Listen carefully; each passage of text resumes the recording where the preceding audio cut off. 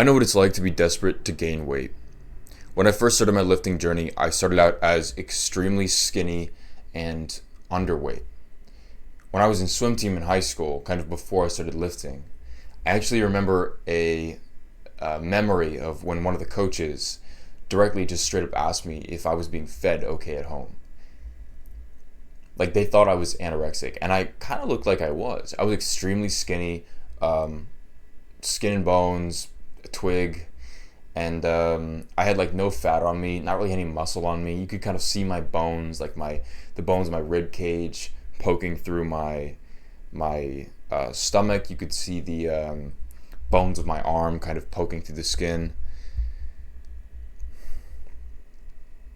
And the coach just straight up asked me like, "Hey, are you being fed okay at home? Like, is everything all right?" I was like, "Yeah, I get fed a normal amount." He was like, "What's a normal amount?" I was like, "I don't know, some fish and rice and some lettuce and it was like a normal plate of food."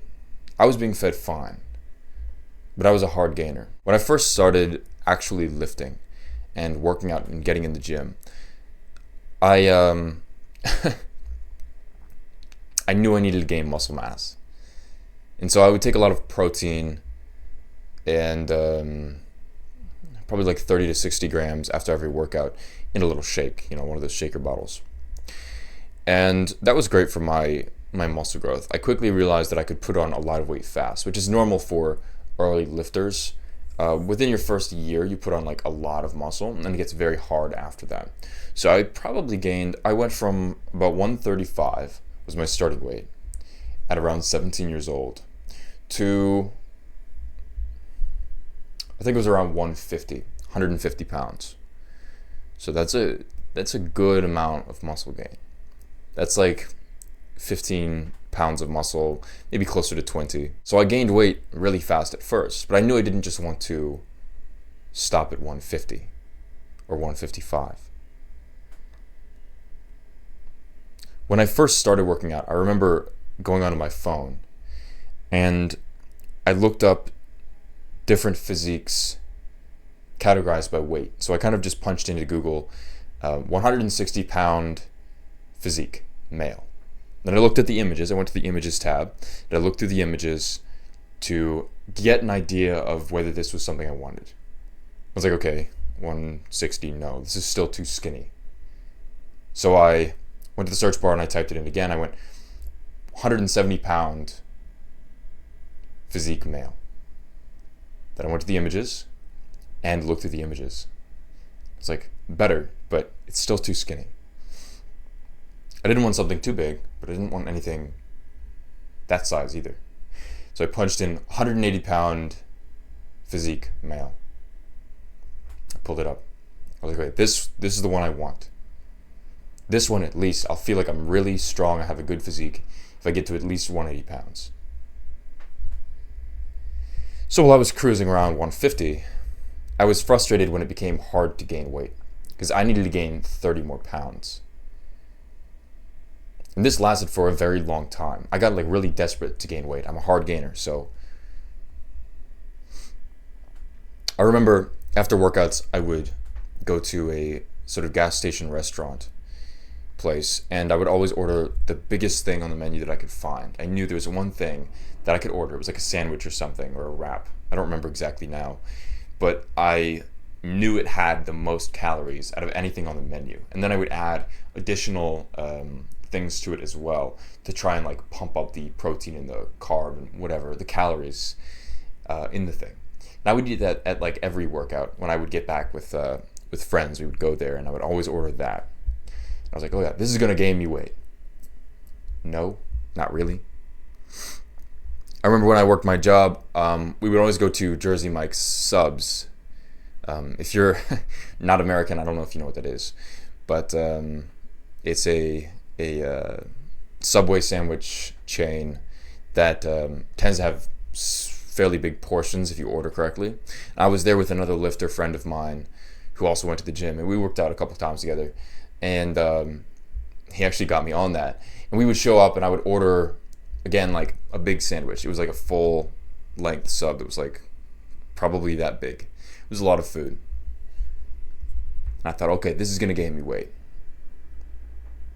Not really. The issue was I wasn't consistent enough and I wasn't tracking exactly what I was eating. So while I kind of had the vibe in my head that I was eating enough, I wasn't, right? But this video isn't exactly about my journey on bulking. This video is about dirty bulking and whether you should or shouldn't do it. Today I want to go over the pros and cons of dirty bulking, and I want to help walk you through the decision, right? I know a lot of young guys or a lot of more experienced lifters who are frustrated they can't gain weight always say, like, I'm going to go on a dirty bulk and just gain a ton of pounds, right? But I think it's important to understand the repercussions of that, the actual effects of dirty bulking, how effective it is, whether you should or shouldn't do it, because there are cases where you should do it. I'll say that. I'm an advocate for clean bulking, but I'll say there are cases where you should dirty bulk over clean bulk. But there are also a lot of cases where you should clean bulk over dirty bulk. So I just want to go over it today and again help walk you through the decision. The first pro is rapid weight gain. Obviously, it's great for those who struggle to eat enough or us hard gainers, right? Obviously, if you're stuffing yourself with food, then you're definitely going to gain weight fast. It's also easier to hit caloric surplus. Processed foods and calorie-dense foods tend to be less filling, which means not only are you eating more, but you can eat more. So whereas if you have those filling kind of cleaner foods like rice, like how much rice could you eat really? It's kind of tough before you feel like you're full, like I don't want to eat anymore. Whereas with processed foods, you can eat a lot of calories very fast. Think about pizza. Do you know how many calories are in a pizza? Oh my God, it's a ton. And obviously convenience and pleasure. If you're eating junk food, it's way more convenient than trying to like meal prep. Let's say you're like a busy person, like a normal person, you have a job. It's way easier to go out to a fast food chain for lunch than it is to meal prep every single day. And junk food tastes better, so it's easier than eating a more plain meal. Now let's get into the cons of dirty bulking. The obvious con of dirty bulking is that most of the weight gained is going to be fat rather than muscle, especially if the caloric surplus is too large or it's not paired with optimal muscle training. Then of course there's the health risks. Processed foods are way worse for you than cleaner foods. High fat and sugary foods can lead to negative health markers such as increased visceral fat, abnormal cholesterol, and higher risks of chronic diseases. Overeating unhealthy foods can lead to sluggishness. It can affect energy levels and impair recovery, which obviously isn't ideal if you're trying to gain muscle and perform well in the gym. Then there's the obvious downside of, well, if you bulk up really fast, you're going to have to cut really hard. This is the main disadvantage over clean bulking. If you bulk up really fast, sure, you gain weight extremely fast, right? But again, a lot of it's fat, and you're going to have to cut down longer and harder than the person that clean bulked. What you want in the gym is a lean athletic physique, and so dirty bulking can kind of get in the way of that, even though it is going to increase your weight. So basically it's a question of short-term pain over long-term pleasure, right? Dirty bulking is better in the moment, but down the road, is it going to lead you to the result that you want? And here's the weird thing. There's not really a huge performance boost, right? So I just found this out researching for this video, and apparently studies say that there's kind of mixed performance results from dirty bulking in the first place. Like, they can't really nail down concrete performance enhancements doing dirty bulking, which is strange, right? Because if you're gaining weight through, whatever means, you're obviously going to be able to push more if you've got, because mass moves mass. That's a common theme in the gym. Mass moves mass. And so it was strange to me that these studies don't seem to find any sort of benefit, major benefit, from dirty bulking in the first place, which is odd. I don't know how reliable that is because studies and these nerd scientists, don't always have accurate information. But it's something to consider. By the way, I explain all of this in my full program, which you can check out in the link in the description. It's the top link. You'll benefit a lot from just clicking that and reading all of the benefits that you'll get and what's inside. I basically go into complete full detail on how to get an aesthetic body. I teach you everything. I mean, literally everything I know. We have programs, so I have a specific protocol that will get you from zero to having an aesthetic physique. I go over dirty bulking, obviously. I go over clean bulking. I tell you how to clean bulk exactly. Like I tell you specific steps. I give you a meal plan. So you'll get everything in this video and more. And it's just way more than I can possibly fit into any single video on this YouTube channel. So that's why I've created that program. So I think you'll benefit a lot from just clicking that and, again, just checking it out and see. And if not, then you can obviously just come back to this tab. You can close that tab, come back here, and watch the rest of this video. So now I'm going to go over when you should consider dirty bulking, when you should avoid dirty bulking, some recommendations from experts, and then my 2 cents on the whole thing. First off, for extreme hard gainers like you or me, it's obviously way more of a viable option to dirty bulk than for people who can bulk normally. If you can gain weight through normal means, even though, yeah, it's kind of difficult, diet is difficult for anybody, even those trying to lose weight, then I think you should just do a clean bulk. But if you are a hard gainer, it's obviously more attractive to put on weight faster, especially when you can't put on weight normally. Yeah, so if you have a high metabolism, struggle to gain weight, then it can definitely help you achieve a calorie surplus way faster and way better. Short-term off-season use is a good reason. So if you're not like in a competition, you're not training for something that needs you lean, right? And you like want to bulk for a specific amount of time, kind of like winter, right? Winter arc. The winter bulk is what a lot of people do. Then, yeah, that's a reasonable use for it. I think long term, not so much. But if you're like, okay, I need to gain this amount of weight for this amount of time, and then I can cut down later, then dirty bulking is much more attractive as an option. And lastly, beginners or those far from their genetic potential. So if you think about like the max amount of muscle that your frame can hold genetically without like steroids naturally, those that are very much under that would benefit more from dirty bulking than those that are kind of already have the frame, they already have the muscle, right? Because if you think about the difference between the two, the beginner or the person that doesn't have all that muscle, a lot of that dirty bulking is probably still going to go to his muscles, right? We talked about how body fat is increased, but if you think about it, they're more likely to gain muscle because their body doesn't have as much than the guy who's already jacked, who's probably going to get more body fat, that excessive blubber, than actual muscle. So if you're in that kind of situation, then yeah, maybe it is the right choice for you to dirty bulk, okay? But let's talk about when to avoid it. And the most obvious thing here is if you're health conscious and you really care about your health, you probably shouldn't dirty bulk. Junk food is horrible for you. Processed food is horrible for you. Seed oils, anything that comes from like a fast food restaurant is basically poison. So yeah, if you care about your health, then you should heavily consider avoiding a dirty bulk.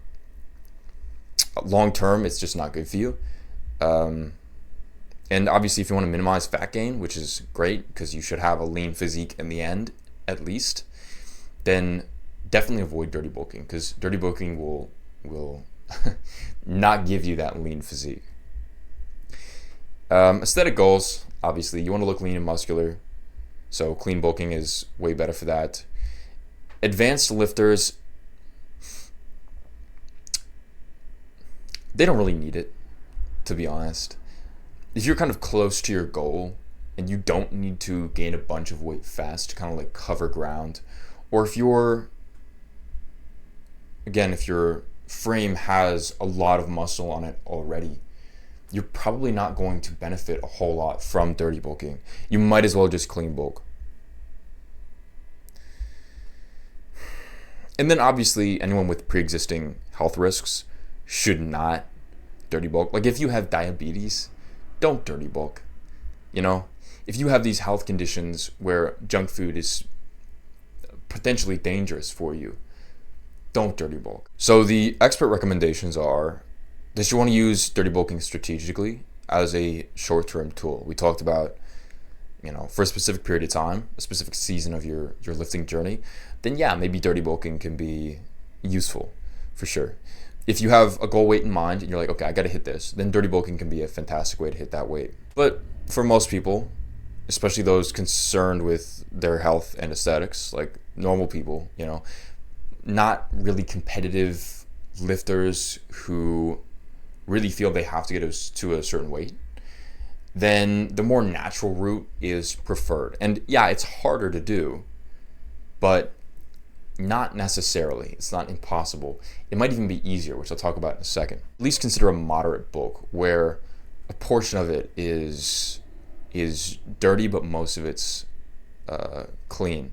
So that could be like 80% of it is clean and 20% of it is dirty, right? So it's not a clean bulk, it's not a dirty bulk, something in between. And you can imagine this is more manageable for someone that's kind of busy and can't really always have food on hand that's healthy, right? I mean, I still eat a few pieces of junk food. I eat a few slices of pizza every once in a while. Like, it's not a big deal if you're kind of 80% there. And yeah, so if you're like at lunch, you have a job, you got to go to lunch, maybe it's okay to eat a little bit of junk food. Just keep your diet in check. As for my 2 cents in the whole thing, I honestly think that clean bulking is just better overall, even if you want to gain weight fast. I actually think it's easier to gain weight through clean bulking than it is dirty bulking. I tried going the dirty route for a long time. I suppose I didn't stuff myself with junk food constantly, so maybe that would have worked for me. But I was kind of eating out a lot. I had a job, and then anytime I had sort of a break, like lunch or coming home, I would buy a bunch of junk food, eat a bunch of junk food, all this processed crap. And I felt worse. My energy levels were worse.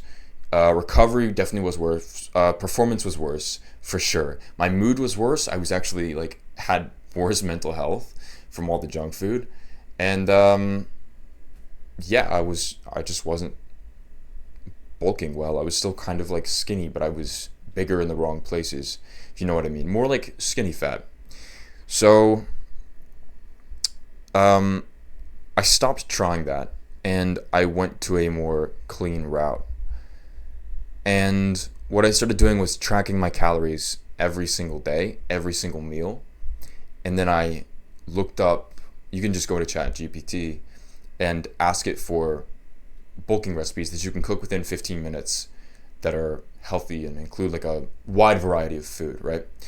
I just did that, basically. It gave me 3 meals, or rather 3 days worth of meals.